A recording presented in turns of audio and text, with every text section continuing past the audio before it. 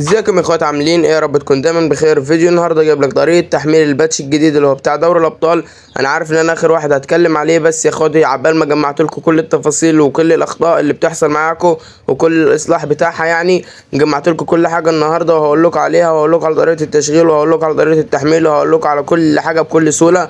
بس قبل ما نبدا ومن غير ما اطول عليكم، انا كنت عامل مسابقه في جروب اللي هو التسريبات السري، هعرض لكم صورته دلوقتي بس عشان ايه اليوتيوب الناس قوي يعني فاهمين يا اخواتي. فيعني الجروب السري هعرض لكم، كنت عامل مسابقه هناك وهسيب لكم رابط التحميل بتاع الباتش، هسيبه برده في اول كومنت او في الوصف بتاع الفيديو ده.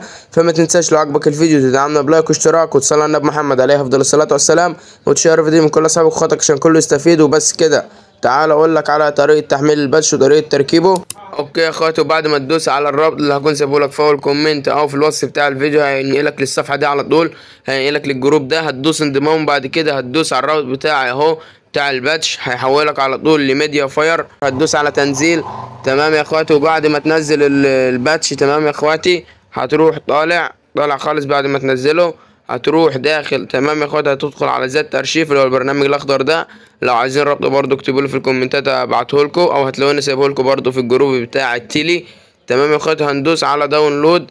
اوكي يا اخواتي، هتفضل تنزل لتحت لحد ما تلاقيه اهو الباتش زي ما انتم شايفين اهو، هتدوس عليه كده اهو، هيقولك استخراج هنا واستخراج مثلا اسم ارشيف، او استخراج في مكان تاني في ملف تاني لو انت عايز تستخرجه.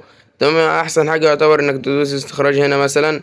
تمام، هيقول لك كلمه المرور مطلوبه. تمام، كلمه المرور يا اخواتي برضو هتلاقيني سايبها لكم في جروب التيلي.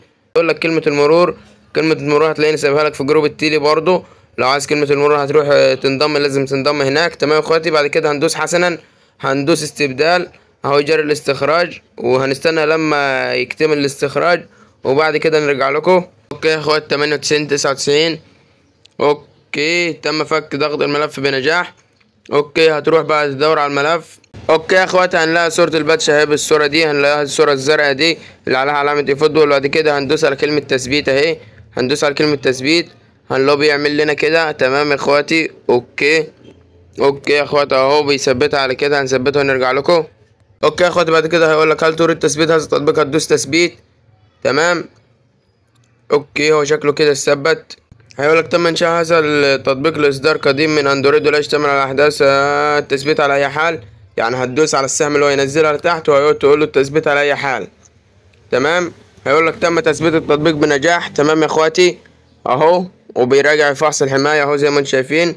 اوكي، هنستنى فحص الحمايه عشان تصدقوا انه مفيش فيروسات ولا اي حاجه ضاره على التليفون اهو. بص، اجتاز فحص الحمايه بكل سهوله. بعد كده هنطلع من كل ده. اوكي يا اخواتي، هنطلع. اوكي يا اخواتي اهو التطبيق اتضاف معانا اي فوتبول باتش. تمام يا اخواتي، هندخل عليه زي ما انتم شايفين اهو، هندخل على التطبيق.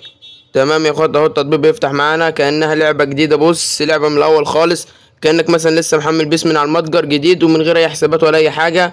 بس اللي يختلف انه ده باتش دوري الابطال، وباتش رهيب وجامد جدا جدا جدا. والصراحه يا اخواتي الباتش يعني باتش خرافي، وهو دي بيسجل وزي ما انتم شايفين اهو، شايفين طريقه التسجيل وشايفين الالوان وشايفين كل حاجه. اوكي يا اخواتي اهو ظهر معانا الباتش. اوكي، الباتش خرافي الصراحه يا اخواتي، والباتش اسطوري، والباتش جامد جدا جدا جدا. ويعني اهو بص، كانك بتسجل، مفيش حاجه غريبه يعتبر، كله كانك بتسجل من الاول جديد. يعني اهو بص يا اخواتي زي ما انتم شايفين اهو. اوكي يا اخواتي اهو زي ما انتم شايفين، وبيقول لك لو عايز تعمل مش عارف ايه وبتاع مش عارف ايه. المهم يا اخواتي سيبنا من ده كله احنا دلوقتي. اوكي، وبكده اكون قلت لك ازاي تشغل باتش بيس بتاع تشامبيونز ليج وحل جميع المشاكل. فما تنساش لو عجبك الفيديو تدعمنا بلايك واشتراك، وتشير الفيديو من كل اصحابك واخواتك، وتشترك في القناه. وبس كده، اشوفك الفيديو الجاي على خير يا صاحبي، سلام.